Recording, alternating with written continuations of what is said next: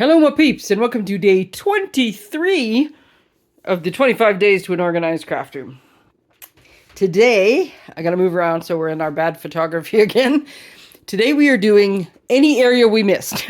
That's the technical term. Any area we missed. So we did all the different categories and things, so hopefully you've gone through those. Sorry, let's start taking pictures out the door. I do have a few other areas that we missed, and then we'll do the big final tour of everything and cover everything at the end, but on the last day. But for now, I think I've only got a couple areas left. I was looking around before I started. So the top shelf here, and on top, when I moved my shelves in November, when I got the new ones, some of this stuff I just kind of put up there. Be quite honest, not even sure what's on. Where'd my finger go? How come my finger's not showing up? There we are. I'm not even sure what's on this shelf totally.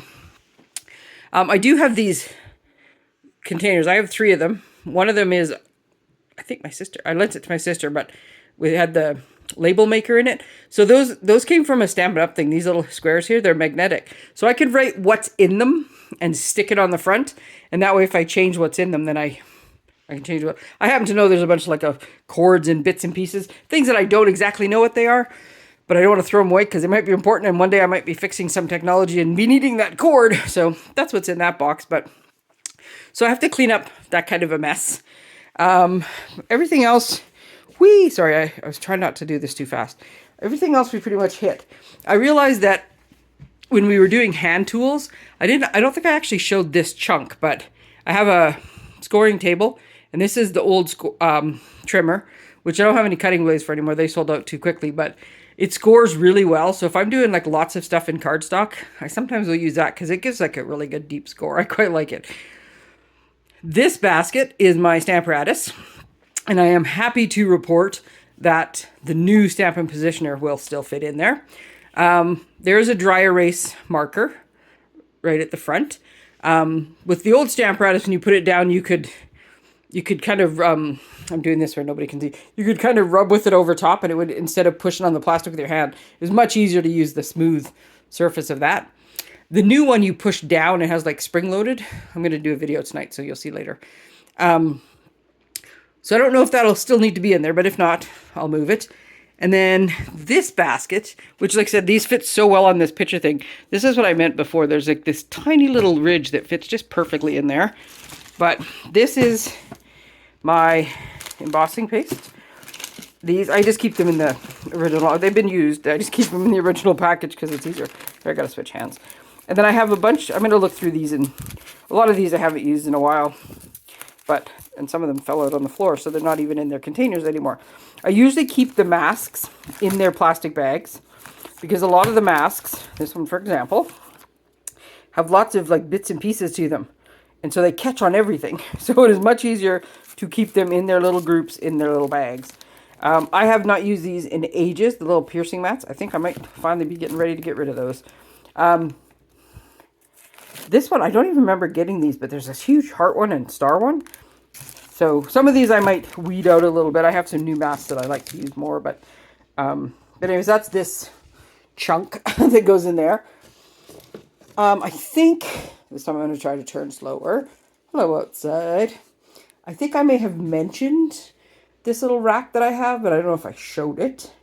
So on the bottom of the rack, whoop, there we go, are envelopes. These are bags. These are boxes. This is empty. So when I get, it's funny because I got my pre-order yesterday, and it used to be when I'd get my pre-order and I'd need that much room because you'd have all the boxes and bins and stuff. This new packaging, it's such a tiny little stack. Oh my God, it's awesome. But that is sort of my shipping and receiving section. So I keep the top empty so that I can put stuff in it or use it for what I need. And then the other stuff is just, I don't really have a lot of boxes. Actually, and the biggest one is on the bottom, so there's not even anything in the tray. It's just those 3 things on top. But sometimes you just need a good box. And then, like I said, lots of different kinds of bags that I have down there. And then envelopes. And if you lift up there's 12 by 12 mailing things on the very top there. Well, envelopes. And then underneath there's a bunch of smaller ones, but that's just my envelopes. And then the only other area I think I didn't show, and I definitely have to do, is the end of my desk. And I'm getting ready for tonight. So yes, there's stuff piled on my desk. But I think I mentioned this. This is just my briefcase, but I keep pens, tape, business cards, catalogs, things, so when I go to an event I can just grab it. I did go through that when I did the catalog section, so I know that one's already done. This is my, so this was originally, these were just 3 shelves. These originally had trays on this section here. I keep having a hard time figuring out how to get my finger in the picture. There was little trays on here with punches in it, but they were way too heavy and they were warping the drawers, so I took it out. But it turns out that some of my IKEA bins fit in there, so. This one in the middle is, so on the very bottom is, I bought a proper keyboard tray thingy for my desk, but I have to take my entire desk apart to put that thing on, so I haven't done it yet. I like to make nugget buddies. So I have lots of bits and pieces that are all like cut out and stuff. So these just live here because nothing else lives on the shelf, and those are big trays that don't fit anywhere else. This is one of the best things I ever did in my craft room. And you're looking and saying, oh yeah, Tracy, that's awesome. It's an empty bin. But as I said, cutter, die cutter, right above it. So it used to be I would try to, like, I'd save the pieces or they'd knock on the floor, or I'd set them down beside the machine, and then by the time I walked around to finish what I was doing, I wouldn't have put them in, like, remembered to take them to the garbage or recycle. So now when I'm using either one of those 2 machines, and I have bits or scraps or the ends, or I need to knock all the little bits out of the die cut, that little thing is right below me, and it gets filled up faster if I'm doing projects, but it's so much better, and then every now and again I just empty it. And then the very end, I'm going to have to look through. The top 2 things are just trays. I'm afraid to pull them out just in case I knock everything on the floor with my awkward card thing.